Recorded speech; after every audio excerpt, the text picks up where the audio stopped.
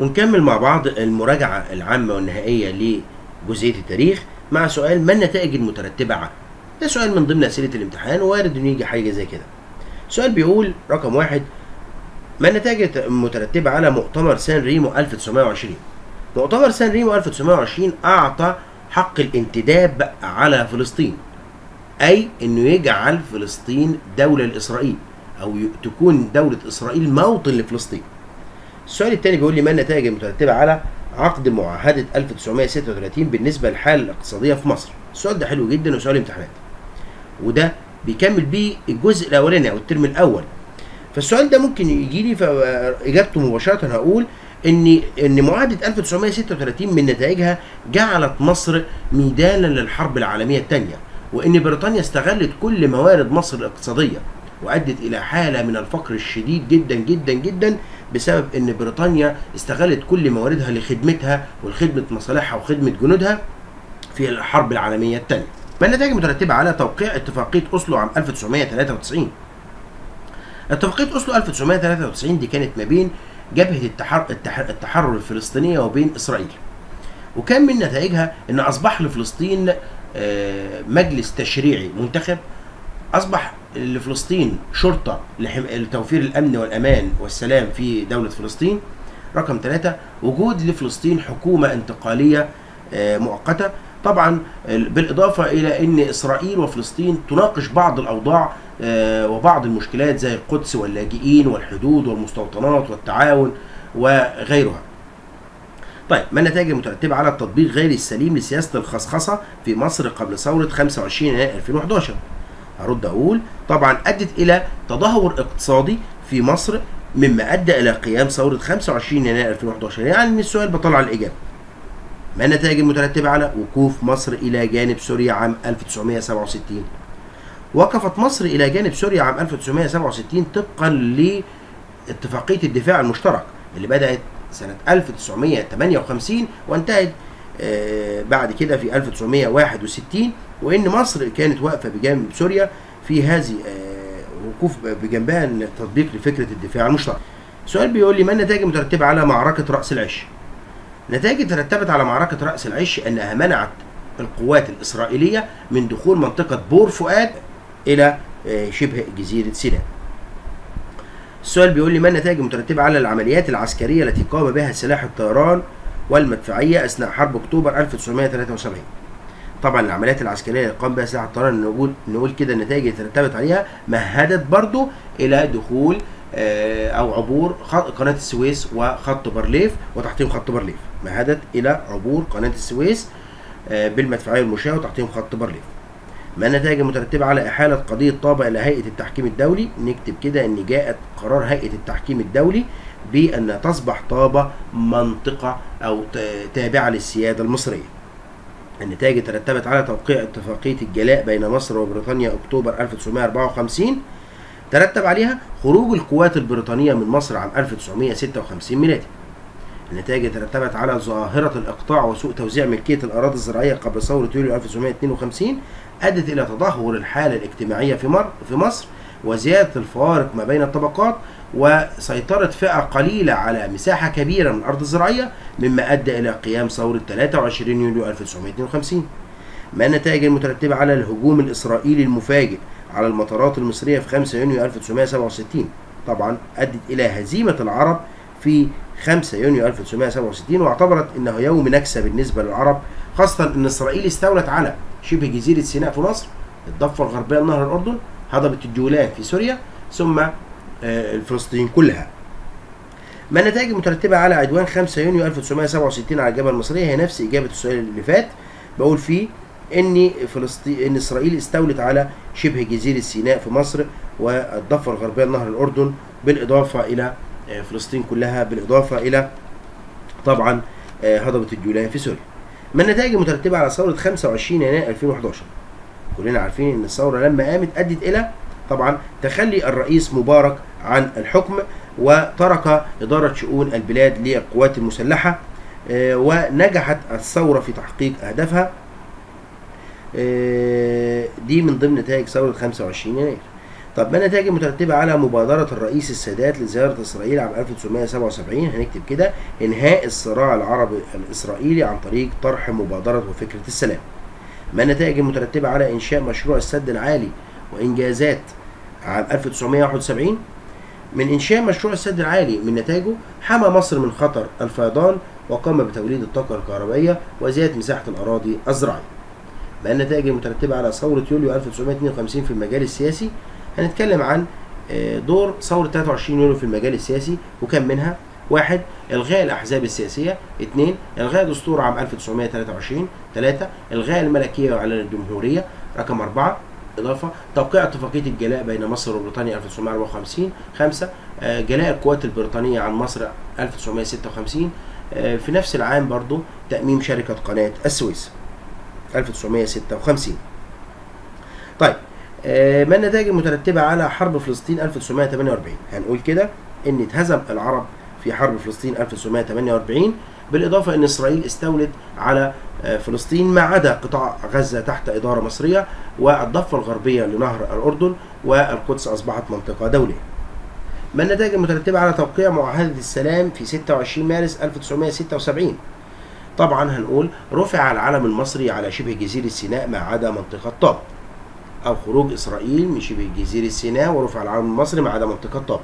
ما النتائج المترتبة على حرب أكتوبر 1973؟ هنقول كده: انتصرت القوات المسلحة وضمت مصر جزء كبير من شبه جزيرة سيناء، وأنها دمرت بعض المواقع الهامة في خطوط العدو الإسرائيلي، وبعض المدفعية والمشاة والسلاح الطيراني الجوي الإسرائيلي دمر بشكل كبير، وأن بدأت سوريا في أنها تقتحم جزء كبير جدا من هضبة الجولان.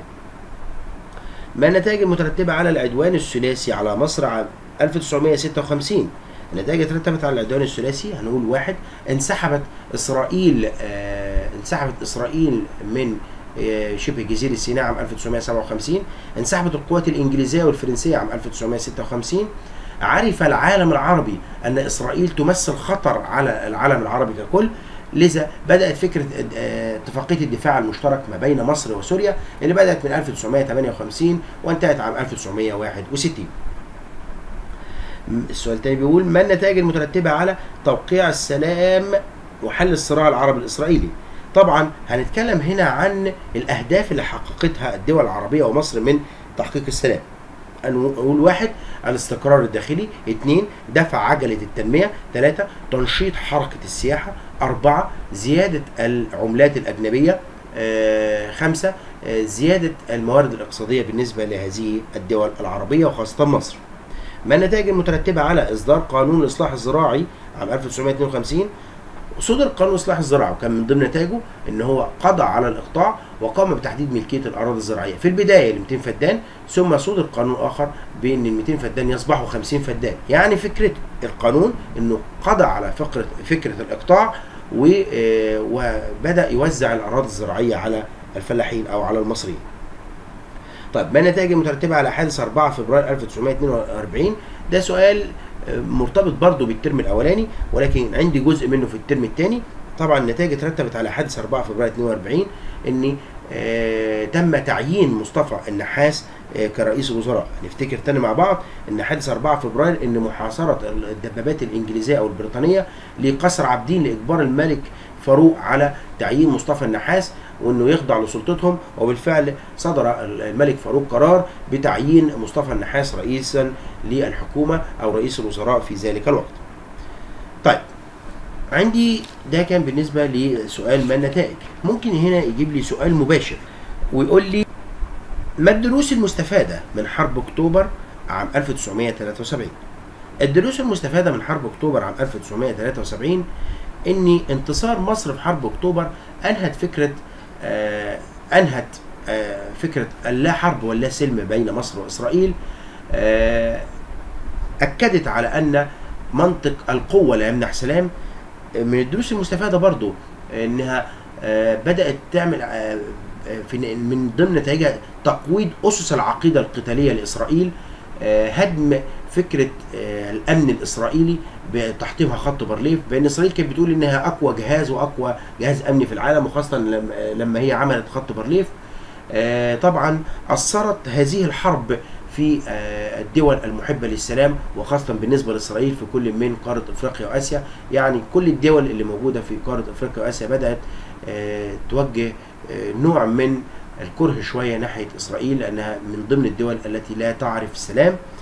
طبعا من الدروس المستفادة برضو من حرب أكتوبر أنها رفعت من الروح المعنوية للمقاتل المصري، وأثبتت كرامته وزيادة قوته، وأن الجيش المصري هو جيش قوي، وأنه غير فكرة العالم كله. وبدأت إسرائيل نفسها تغير فكرة العالم، وبدأت تعيد حساباتها من أول وجديد. إذا حرب أكتوبر كان ليها فايدة كبيرة جدا جدا بالنسبة لمصر وبالنسبة للعالم. سؤال تاني مباشر بيقول لي اذكر مزايا تحقيق السلام لمصر والعالم العربي، وضح المزايا. ودي اللي انا لسه ذاكرها في سؤال قبل كده، اللي هي ما النتائج المترتبه على توقيع السلام وحل الصراع العربي الاسرائيلي. نفس الاجابه، بنقول انها دفع عجله التنميه والاستقرار الداخلي، وزياده نشاط السياحه، وزياده العملات الاجنبيه، وزياده مشروعات البنيه التحتيه الاجنبيه. طيب السؤال الثاني بيقول لي اذكر شروط معاهده، سؤال مباشر بيقول لي اذكر شروط معاهده السلام بين مصر واسرائيل عام 1979. من ضمن شروط معاهده السلام بين مصر واسرائيل افتكر حاجه مهمه جدا في الاول، اللي هو قرار مجلس الامن رقم 242، اغلبيته هي في معاهده السلام. طب هتقول ايه؟ هنقول واحد، انهاء الحرب بين مصر واسرائيل. رقم اتنين، ان اسرائيل ترجع كل الاراضي اللي احتلتها في حرب 1967، اللي هي زي الضفه الغربيه من نهر الاردن، شبه جزيره سيناء، هضبه الجولان، وفلسطين. من ضمن برضو من ضمن شروط معاهده السلام بقول فيها انهاء الصراع العربي الاسرائيلي وتحقيق التعاون ما بين الدول في مختلف المجالات، ثقافيه، اجتماعيه، اقتصاديه. بالاضافه التاكيد على تنفيذ قرار مجلس الامن رقم 242. برضو من ضمن شروط معاهده السلام اكدت ان الشعب الفلسطيني او حق الشعب الفلسطيني انه يكون له حكومه مستقله بعيدا عن القوات الاسرائيليه. من ضمن شروط معاهده السلام طبعا بنؤكد على الحريه، حريه الملاحه، خاصه في خليج العقبه وخليج السويس. برضو إقامة مناطق محدودة ومنزوعة السلاح على الجبهتين الإسرائيلية والمصرية. كل دي شروط معاهدة السلام بين مصر. سؤال تاني مباشر ممكن يقول لي تكلم عن الأحزاب السياسية قبل ثورة 1919. كلنا عارفين إن قبل ثورة 1919 كان عندنا في 3 أحزاب إلى الفترة من 1907 إلى 1914. حزب الوطني اللي أسسه مصطفى كامل، حزب الوفد، حزب الوطن اللي اسسه مصطفى كامل، حزب الامه اللي اسسه الفيلسوف احمد لطفي السيد، حزب الاصلاح المبادئ الدستوريه اللي اسسه الشيخ علي يوسف. سؤال تاني بيقول لي وضح كيف كان شكل الاحزاب السياسيه. ممكن اجيبه بصيغتين، قبل ثوره 1952 او ممكن اقول بعد ثوره 1919. يعني ممكن يجي بالشكلين، قبل ثوره 1952 او لا، او ممكن اقول بعد ثوره 1919. بعد ثوره 1919 تعددت الاحزاب، وبقول كان فتره عدم استقرار سياسي وفتره ضعف سياسي وعدم استقرار بسبب تعدد الاحزاب زي حزب الوفد والكتله الوفديه والسعديه وغيرها، والصدام بين حزب الوفد والقصر والاحتلال البريطاني. طيب سؤال تاني بيقول لي وضح شكل الحياه النيابيه اثناء الاحتلال البريطاني. كلنا عارفين الحياه النيابيه ديت اللي بتمثل اللي هي مجلس الشعب بالمفهوم اللي واضح عندنا في الوقت الحالي. الحياه النيابيه اثناء الاحتلال البريطاني كانت بتنقسم الى جزئين او مرحلتين. المرحله الاولى اللي هي اثناء الاحتلال البريطاني بدات من 1882 لغايه 1914، يعني من الاحتلال البريطاني لمصر حتى قيام الحرب العالميه الاولى. طيب الفترة دي كان شكل الحياة النيابية عبارة عن ايه؟ اولا ان ظهر فيها حاجتين. 1883 ظهرت فيها اللي هي مجلس شورى القوانين والجمعية العمومية، وسنة 1913 الجمعية التشريعية. اما في الفترة الثانية اللي هي من 1923 لغاية 1952 طبعا ظهر دستور 1923 وظهرت وتعددت الاحزاب السياسية، بالاضافة لوجود طبعا مجلس او برلمان اللي بيمثل السلطه التشريعيه، وكان بيتكون من مجلس النواب ومجلس الشيوخ. يعني مجلس نواب ومجلس شيوخ كان متمثله في البرلمان في الوقت